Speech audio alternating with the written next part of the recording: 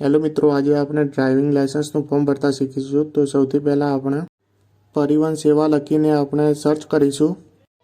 એના પછી એની official website પર ક્લિક કરીશું।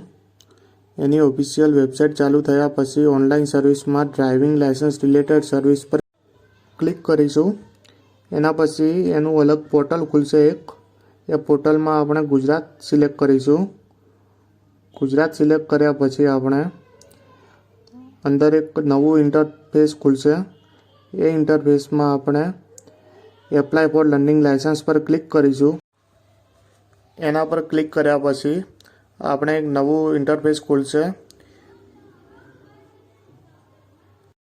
अहींया फॉर्म भरवाना स्टेपो लखेला छे। ए स्टेप पर कंटीन्यू करीने पोतानो जिल्लो सिलेक्ट करीशुं।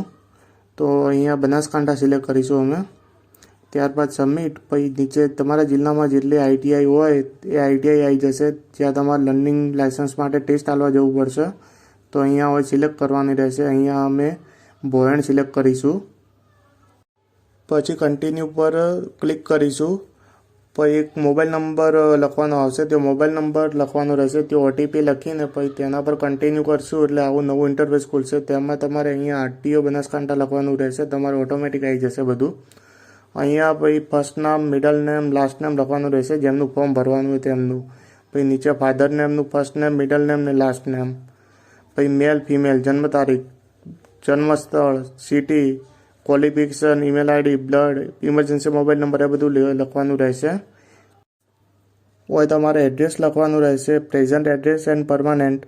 એમાં તમારે જો બંને સેમ જ હોય તો સેમ એઝ પ્રેઝન્ટ એડ્રેસ કરીને તમે સેમ લખી શકો છો। જો અલગ હોય તો તમારે અલગ લખવાનું રહેશે। અહીંયા ખાસ તમે અહીંયા 2 વ્હીલર, 4 વ્હીલર, હેવી લાયસન્સ માટે તમે સિલેક્ટ કરી શકો છો। તો આપણે અહીંયા બાઇક માટે અને ગાડી માટે ફોર્મ ભરીએ છીએ, તો બંને સિલેક્ટ કરીશું। બંને સિલેક્ટ કર્યા પછી હોય સેલ્ફ ડિક્લેરેશન ફોર્મ હોય ભરવાનું રહેશે। તમારે તેથી ડોક્યુમેન્ટ અપલોડ કરવામાં ફાયદો રહેશે। તો અહીંયા સેમ એઝ ઇટ ઇઝ લખવાનું રહેશે। સેમ લખી અને તમે તમારી રીતે બી લખી શકો છો। જો કોઈ દિવ્યાંગતા બીજું હોય તો અહીંયા આપણે લખવાનું રહેશે। ત્યારબાદ સબમિટ કરીશું। સબમિટ કર્યા પછી ઓકે પર ક્લિક કરીશું। ઓકે પર ક્લિક કર્યા પછી નીચે કેપ્ચા લખવાના રહેશે। એ કેપ્ચા લખીને સબમિટ પર ક્લિક કરીશું। સબમિટ પર ક્લિક કર્યા પછી ડોક્યુમેન્ટ અપલોડનું ઓપ્શન આવશે।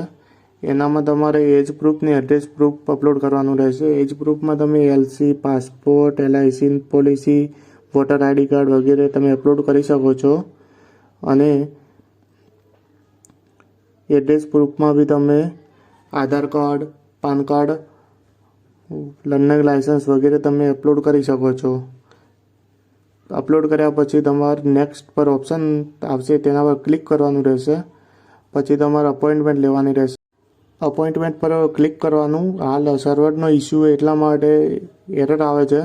અપોઇન્ટમેન્ટ લીધા પછી તમારે ફીસ પેમેન્ટ કરવાની રહેશે। ફીસ પેમેન્ટ તમારું ઉપરનું ઓપ્શન છે તે અંદર જઈને તમારો એપ્લિકેશન નંબર અને તમારી જન્મ તારીખ લખીને સબમિટ કરશો એટલે ડાયરેક્ટ તમારે જેટલી ફીસ હશે એ બધી ઓટોમેટિક આવી જશે।